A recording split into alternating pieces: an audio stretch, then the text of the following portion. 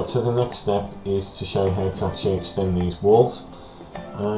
Easiest way to do that is just to zoom into one and set one wall as the highest wall. So if I'm just going to select the area here, there we go, and I'm going to extend that up. Now I'm looking down here at the distance, which is telling me how tall it is. I'm going to make it 2.4, no, actually I should make it 3 meters.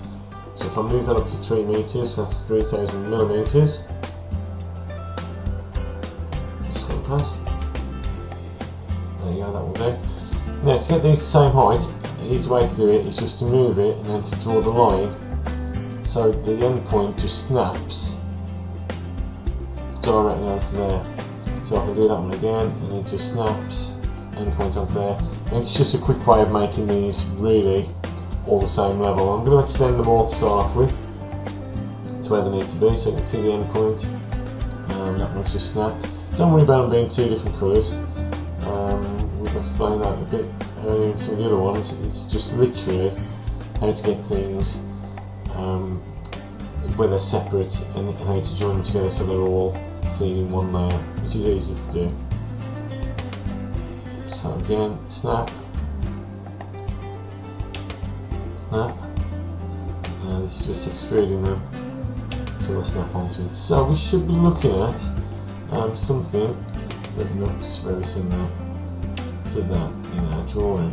Now we haven't put any of the windows in or things like that. You can see there's some needs to be there. I'm going to try and show you how to do this on two different planes, two different methods of doing it, which is why some have got windows in and some haven't. But what I will do is just extrude these up to the same. So again, all I'm going to do is click onto the push pull tool, click onto the area that I need to extrude, and then snap it across. So extrude tool, snap it across. Because that's where the windows are, we'll leave those for a bit. So I'll rotate that around. That's pretty much how this will actually look. Right, now I've left the base on there so you can see where the actual plan, the map is. It's an easy way to just turn that off and to hide it, or we could put it onto different layers. But at the moment, that's looking pretty decent to where things are. So you can see there's cupboards and various things in there. Just go back to the plan view. So you can see now we're extruding upwards. There's obviously the bedroom door, there's a door there that we needed.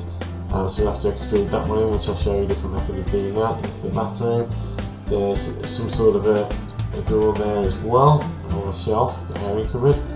Other doors that are in there as well. Into the garage, looks like there's a washing machine and tumble dryer.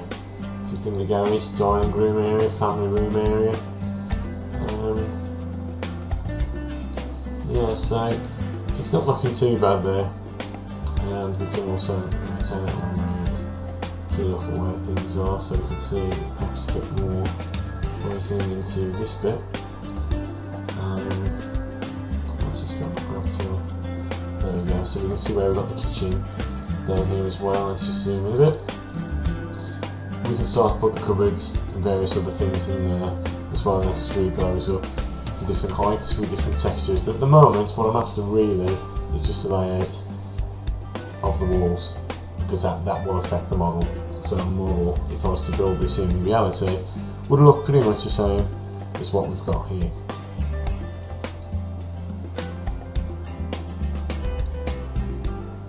Right, so the next thing I need to do now is where these doors are, although separate panels, is to actually set these up to the same height. Although they're still showing as separate, and we do that fairly easily, so I can do that using my orbit command. Right there, and just clicking onto push pull tool again, so we draw that one up to the same height. You'll see these start off in different colours, and that's not a problem. So I'm just going to turn this one around and keep going until we see all these bits in.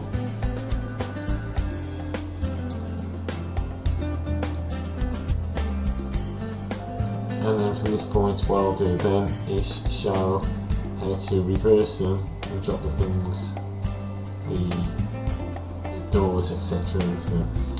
Now I've drawn them as separate pieces, and it's easier to do it if you have, because you've got these as references, whereas other than that you're doing a lot of measuring that you don't necessarily need to do. But on this door, for example, where there is no windows, I shall have to measure that, and I'll show people how to do that. But first, all I'm going to do is just snap to these all the same. Okay, so that's the next thing. I'm just going to check inside now just to make sure we've got everything sorted. It looks like other than these parts, so I'll just do all of them so they're at the same point. And then from that point of view, all these doors will actually be shut. Right, so the next thing I need to do is to turn these all into so they're solid sort of objects. So all I'll do is click onto it and reverse the faces. So this should turn them all white. So I need blue ones for showing it there, different to the others. So just click on those using the select tool and reverse faces. And that's the first thing I need to do on there. Change all these back in. That was wrong. So reverse faces. That's the one.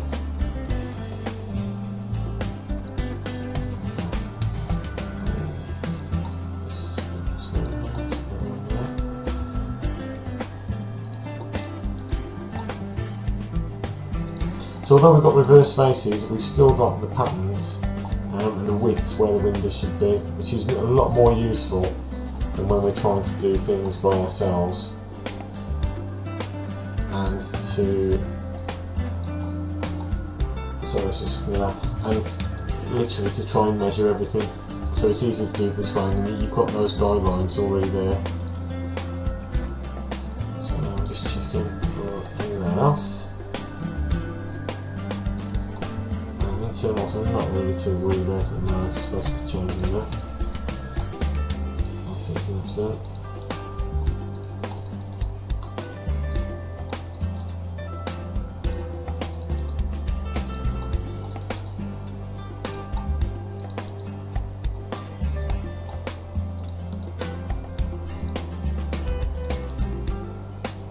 Yeah, what we've got to be careful of is the way this is shaded. They look a blue colour when they're actually not. So we've got a few more there, I think. So let's just look at those.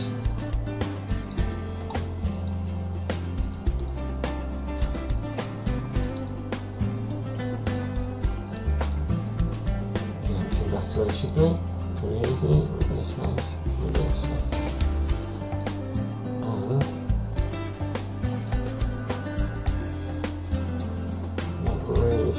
Should be there. Ready to go. So we're going to reverse that now, just have a quick round, and then the next thing is we need to put the windows in. It looks like there's some there that we can do.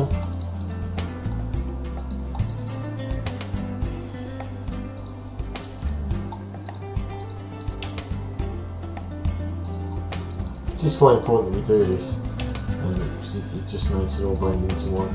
So it's sort of like makes it a solid. So it's a very useful thing to do. It's easy to forget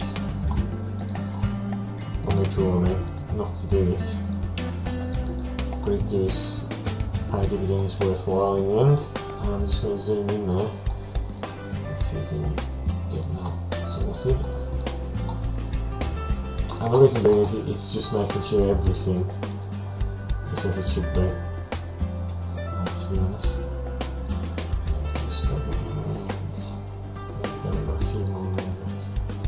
So if I just click onto that,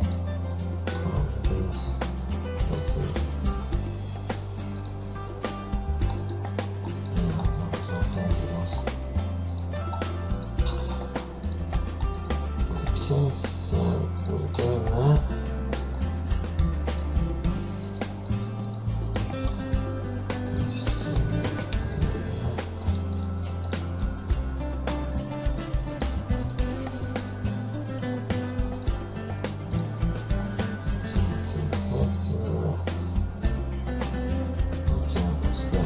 So we've got the shell really there of our house.